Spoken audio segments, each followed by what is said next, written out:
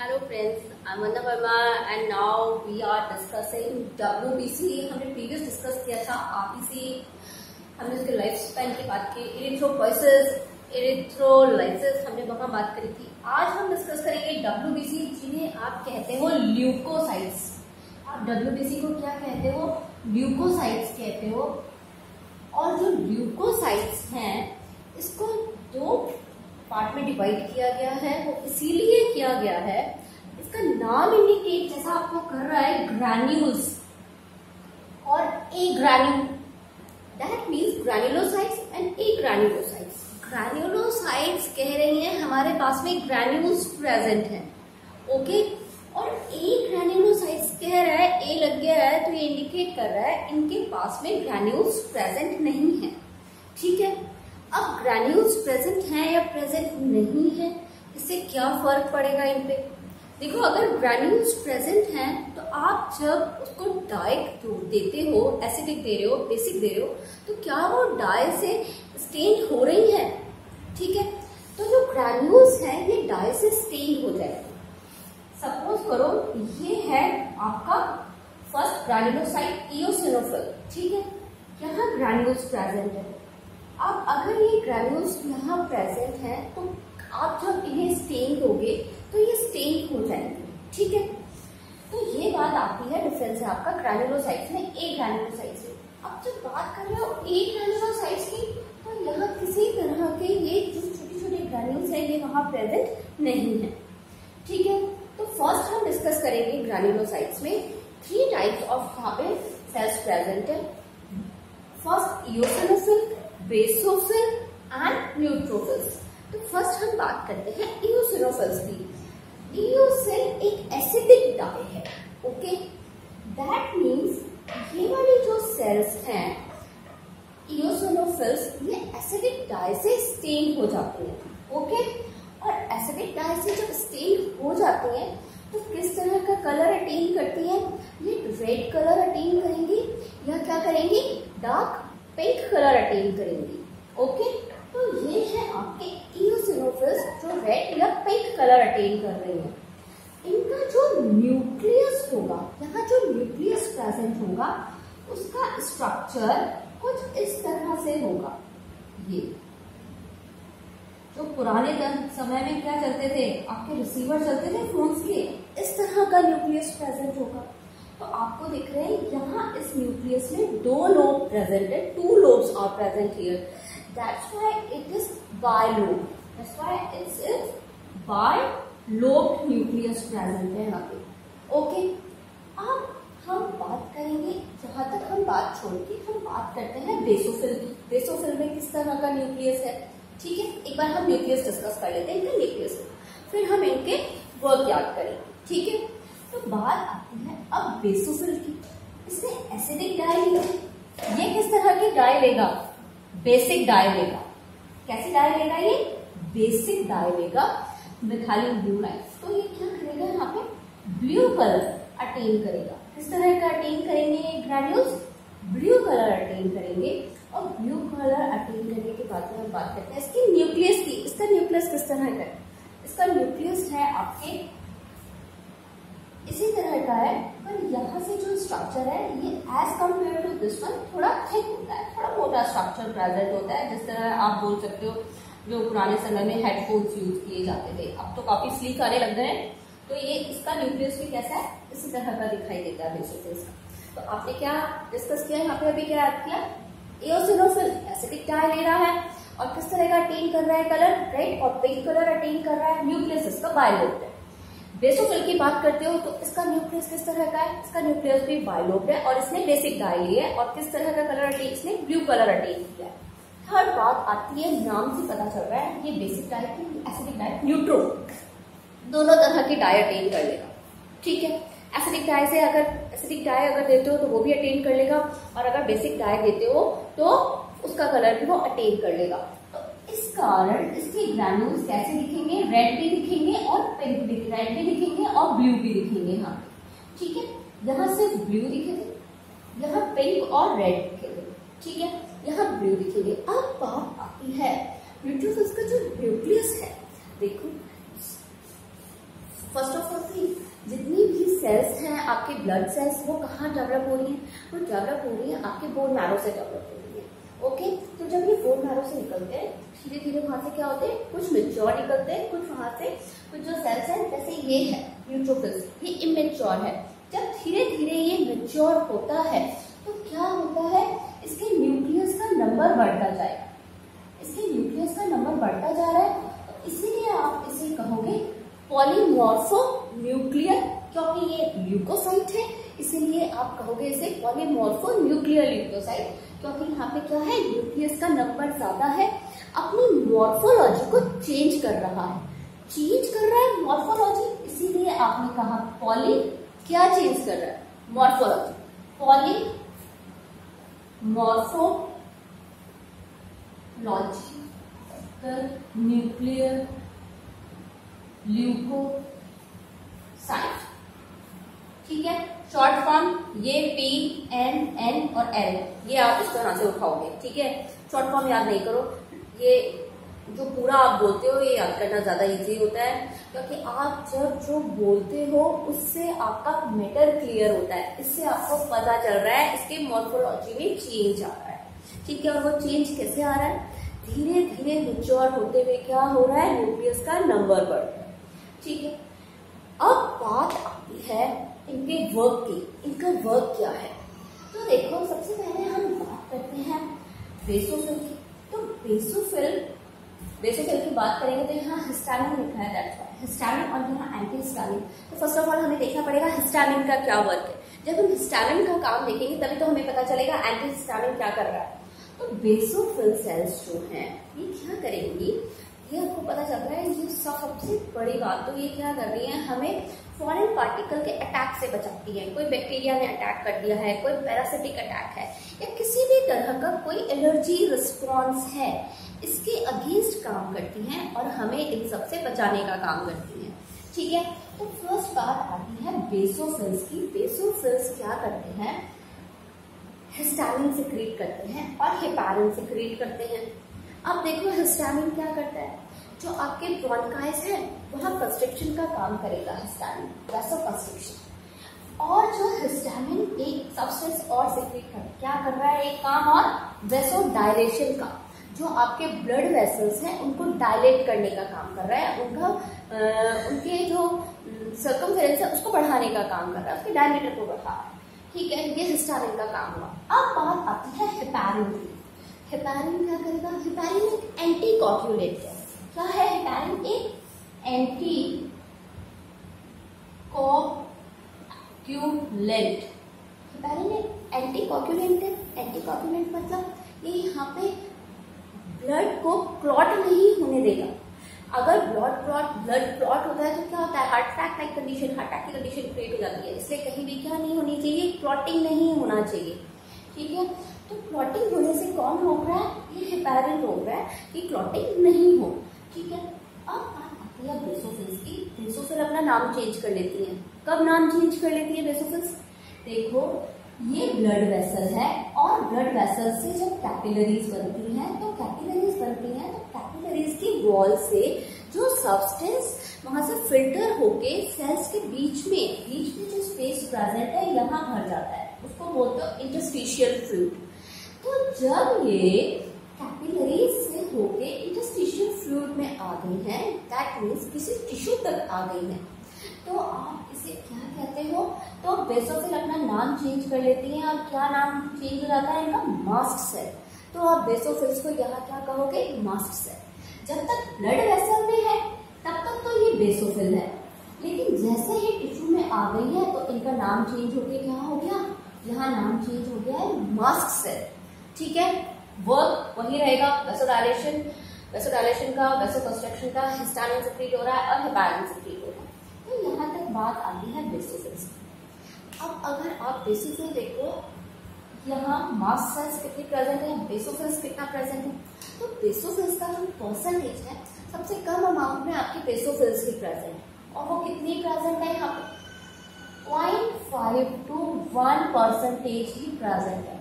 किसी भी 0.55% है तो कहाँ तक मिला है परसेंटेज, 1% तक मिली है। बेसोफिल्स का यही परसेंटेज प्रेजेंट है। ओके, नेक्स्ट हम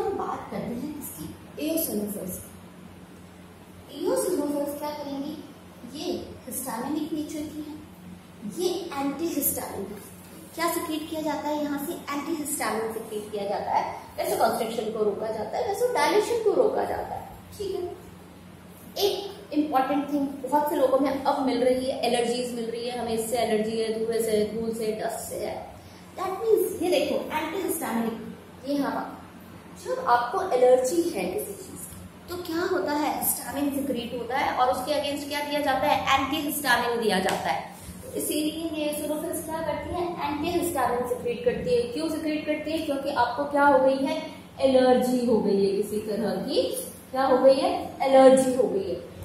एक और इम्पॉर्टेंट बात, जब पैरासिटिक अटैक होता है, जब कोई पैरासाइट, टीनिया सोलियम स्कैरस, इस तरह का जब एनिमल आपकी बॉडी में एंटर कर गया है तो वो क्या करता है, आपके इंटेस्टाइन से वो नरिशमेंट लेता है, वहाँ डेवलप होता रहता है। लेकिन क्या है, वो भी एक आपकी बॉडी के लिए क्या है, फॉरेन पार्टिकल है, और फॉरेन पार्टिकल को आपकी बॉडी क्या चाहती है, बाहर निकालना चाहती है। तो क्या किया जाता है, इस पैरासिटिक रिस्पॉन्स के अगेंस्ट यहाँ इओसिनोफिल्स वर्क करते हैं। ठीक है, और क्या करते हैं, पैरासाइट पे अटैक करते हैं उसको खत्म करने के लिए। तो ये है बात आपकी इओसिनोफिल की, इसके वर्क की, एलर्जी और पैरासिटिक रिस्पॉन्स के अगेंस्ट देगी ये अपना रिएक्शन। एंटी हिस्टामिन सिक्रीट किया जाता है, आपको एलर्जी हुई है तो ध्यान रखना, दैट मींस हिस्टामिन सिक्रीट हो रहा है तो उसके लिए क्या दिया जाएगा, एंटी हिस्टामिन दिया जाएगा। न्यूक्लियस बायोट है। अब बात आती है इम्पॉर्टेंट इसके परसेंटेज की, तो इसका परसेंटेज क्या है, तो देखो बेसोफिल्स के बाद में जो परसेंटेज आएगा वो किसका आएगा, इओसिनोफिल का ही आएगा। यहाँ 1% है तो ये कितना परसेंट है, ये 2 to 3% प्रेजेंट है। कितना, 2 to 3% प्रेजेंट है। लास्ट हम यहाँ बात करेंगे ग्रैन्युलोसाइट में न्यूट्रोफिल्स की। जैसा कि नाम इंडिकेट कर रहा है, उसने एसिडिक और बेसिक दोनों डाई ले लिया, अच्छा बोलो बुरा बोलो, उसको सब अच्छा लग रहा है, सब ठीक है, वो कहीं रिस्पॉन्स नहीं शो कर रहा है। ठीक है, ये बहुत इंपॉर्टेंट रिस्पॉन्स शो करेगा। कब शो करेगा वो इंपॉर्टेंट रिस्पॉन्स, देखो इसका नेचर क्या है, फेगोसाइटिक है। क्या करेगा ये, कोई भी बैक्टीरिया आपकी बॉडी में एंटर करता है तो क्या करेगा, फेगोसाइटिक प्रोसेस के थ्रू उसको एंगल्फ कर जाएगा, उसको खत्म कर देगा। एक इंपॉर्टेंट टर्म डायपीडियसिस, डायपीडियसिस टर्म होती है जब कोई सेल आपकी कैपिलरीज की वॉल से पास होके इंटरस्टिशियल फ्लूइड में या टिश्यू तक आ गई है, इस नेचर को आप कहोगे डायपीडियसिस। ये जो फिनोमेना है ये क्या है, डायपीडियसिस है कि कैपिलरी वॉल्स के थ्रू इंटरस्टिशियल स्पेस में आ गई है, तो उसे कहा जाता है डायपीडियसिस।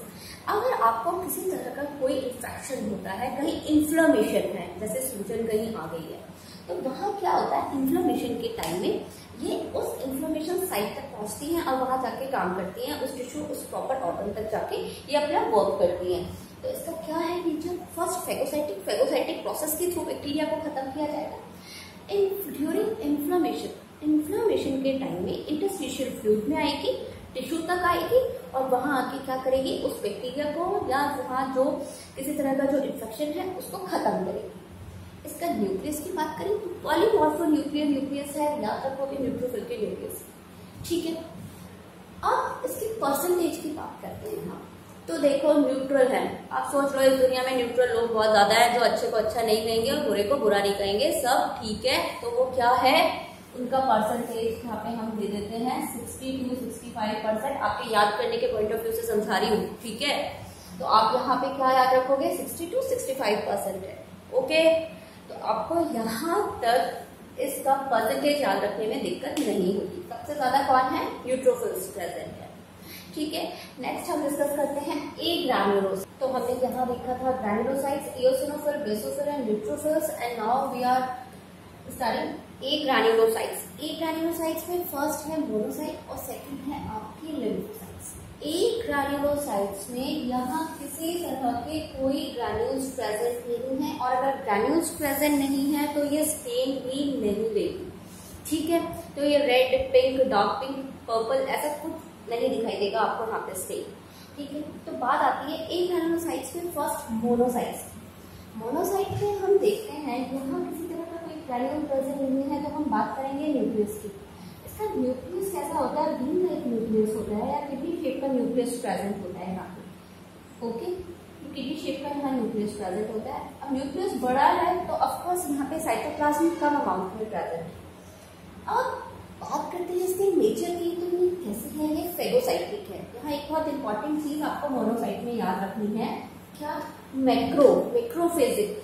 ये क्या करती है, इसका साइज बहुत, मैक्रो दैट मीन्स बहुत लार्ज, ये बहुत लार्ज साइज होता है यहाँ पे। तो ये क्या करेगी, कोई बड़ा अगर बैक्टीरिया है या बड़े फॉरेन पार्टिकल हैं तो उसको क्या करेगी, फेगोसाइटिक प्रोसेस के थ्रू खत्म कर देती है। बहुत सारे बैक्टीरियाज को भी ये क्या कर देती है, एक बार में खत्म कर देती है। तो इसके पास में क्या है, एक कैपेसिटी, स्पेशल टेंडेंसी, मैक्रोफेजिक एक्टिविटी है इसके पास में। अब बात आती है, हम यहाँ इसे कहते हैं फर्स्ट लाइन ऑफ डिफेंस। जब मोनोसाइट और न्यूट्रोफिल्स मिलके काम करती हैं, कब, ये हमारी बॉडी को क्या देती है, फर्स्ट लाइन ऑफ डिफेंस कहा जाता है इसे। जब किसी फॉरेन पार्टिकल का अटैक होता है तो फर्स्ट कौन तैयार होता है, न्यूट्रोफिल्स तैयार होते हैं अटैक करने के लिए, और मोनोसाइट्स तैयार होते हैं। इनको आप, इस कॉम्बिनेशन को आप कहोगे फर्स्ट लाइन ऑफ डिफेंस। देखो यहाँ से आपके क्वेश्चंस पुट हुए हैं, क्या ग्रैन्युलोसाइट कौन सी है या एक ग्रैन्युलोसाइट्स कौन सी है, तो आप यहीं से इन्हें ध्यान रखोगे, ये ग्रैन्युलोसाइट्स है और यहाँ एक ग्रैन्युलोसाइट्स है, न्यूट्रोफिल्स के साथ में, मोनोसाइट्स के साथ में कंफ्यूज नहीं होना, ठीक है। अब यहाँ बात करते हैं इसके परसेंटेज की, तो इसका जो परसेंटेज है वो कितना है, 6 to 8% मोनोसाइट्स प्रेजेंट है। ओके, टोटल ब्लड सेल्स का 6 to 8% क्या है, 6 to 8% मोनोसाइट्स है। एक बार फिर याद करेंगे, फेगोसाइटिक एक्टिविटी है यहाँ पे, मैक्रोफेजिक एक्टिविटी है। मैक्रोफेज है, क्या करेगा, थोड़ा बड़ा साइज का होता है, ऑफकोर्स इसका साइज बड़ा है तो ज्यादा बैक्टीरिया को खत्म करने में कैपेबल है। First line of defence provide करा रहा है न्यूट्रोफिल्स के साथ में। सेकेंड बात, हम इंपॉर्टेंट बात करेंगे लिम्फोसाइट्स की। लिम्फ, जैसे कि आपको नाम से पता चल रहा है, तो ये क्या होगा, थाइमस ग्लैंड में, और लिम्फोसाइट्स ये एक्टिवेट होती है वहाँ, कहाँ डेवलप होती है, देखो इनका ओरिजिन वही है, कहाँ पे, कि ये थाइमस ग्लैंड में ये डेवलप होगी उन सेल से जिनका ओरिजिन बोन मैरो से हुआ है, ठीक है। थाइमस ग्लैंड की वो सेल्स जिनका ओरिजिन बोन मैरो से हुआ है, ये कहाँ से डेवलप होती है, लिम्फोसाइट्स। यहाँ जो लिम्फोसाइट्स हैं इनमें कुछ हद तक एमिबॉइड मूवमेंट मिलता है, एमिबॉइड मूवमेंट मिलेगा यहाँ, एमिबॉइड मूवमेंट, लेकिन यहाँ फेगोसाइटिक एक्टिविटी नहीं होगी, ये फेगोसाइटिक एक्टिविटी नहीं करते हैं। जबकि एक स्पेशल ये क्या काम करते हैं, ये टी लिम्फोसाइट से टी सेल्स और बी सेल्स जनरेट करते हैं। अब ये जो टी सेल्स और बी सेल्स क्या करते हैं, ये जो सेल्स हैं ये क्या करते हैं, जो आपको इम्यूनिटी की जरूरत है, जब आपको यहाँ लड़ाई लड़ने की जरूरत है किसी से, तो ये क्या प्रोड्यूस करते हैं, ये क्या करेंगे, एंटीबॉडीज प्रोड्यूस करेंगे। क्या प्रोड्यूस करेंगे, एंटीबॉडीज प्रोड्यूस करेंगे ये। और ये एंटीबॉडीज क्या करती है, फॉरेन पार्टिकल को ढूंढती है। अगर सपोज करो यहाँ प्रेजेंट है तो जाएगी, ये आम यहाँ आएगी, दूसरी यहाँ आएगी, और ये इस तरह से क्या करेंगे, उसको पकड़ लेंगे उसको, और यहाँ पे क्या कर दिया जाएगा, उसको खत्म कर दिया जाएगा। तो ये बात आती है लिम्फोसाइट्स की, और लिम्फोसाइट्स का नंबर यहाँ ज्यादा प्रेजेंट है। सबसे ज्यादा नंबर किसका था आपके वहाँ, न्यूट्रोफिल्स का था नंबर ज्यादा। और यहाँ जब एक ग्रैन्युलोसाइट्स में बात करते हो तो इसका परसेंटेज है यहाँ पे 20 to 25% present, 20 to 25% of lymphocytes are present here. एक बार फिर से हम देखेंगे, एक ग्रैन्युलोसाइट्स में किसी तरह के कोई ग्रैन्यूल्स प्रेजेंट नहीं है, ग्रैन्यूल्स प्रेजेंट नहीं है तो देखो ये स्टेन भी नहीं लेंगे, ये स्टेन नहीं लेंगे। और इसका जो फर्स्ट है इसके सेल वो है monocyte and the second was is lymphocyte. Monocytes में फेगोसाइटिक एक्टिविटी मिलेगी, मैक्रोफेजिक एक्टिविटी मिलेगी, और न्यूट्रोफिल्स के साथ जब मोनोसाइट मिलता है तो आपको first line of defence provide करा रहा है। सबसे पहले लड़ने के लिए कौन आया है, फॉरेन पार्टिकल से लड़ने के लिए ये दोनों ही यहाँ आए। अब बात आती है लिम्फोसाइट्स की, नंबर 6 to 8%। मोनोसाइट्स है, नंबर 6 to 8% है। लिम्फोसाइट्स में एक बात देखो, इसका हमने छोड़ा है इसका न्यूक्लियस। इसका न्यूक्लियस किस तरह का है, इसका न्यूक्लियस काफी बड़ा होता है, तो इसमें साइटोप्लाज्म बहुत कम अमाउंट में प्रेजेंट होता है, ठीक है, क्योंकि इसका न्यूक्लियस क्या है, बहुत बड़ा है। ये बात आती है, इसका एक सिंगल न्यूक्लियस है लेकिन न्यूक्लियस क्या है, साइज में बहुत बड़ा है। और कौन सी सेल्स प्रोड्यूस कर रही है, टी सेल्स प्रोड्यूस कर रही है, बी सेल्स प्रोड्यूस कर रही है। जब इम्यूनिटी का टाइम होता है तो क्या होता है, ये टी सेल्स क्या करती हैं, एंटीबॉडीज प्रोड्यूस कराती हैं। क्या प्रोड्यूस कराएंगी, एंटीबॉडीज, एंटीबॉडीज प्रोड्यूस कराएंगी।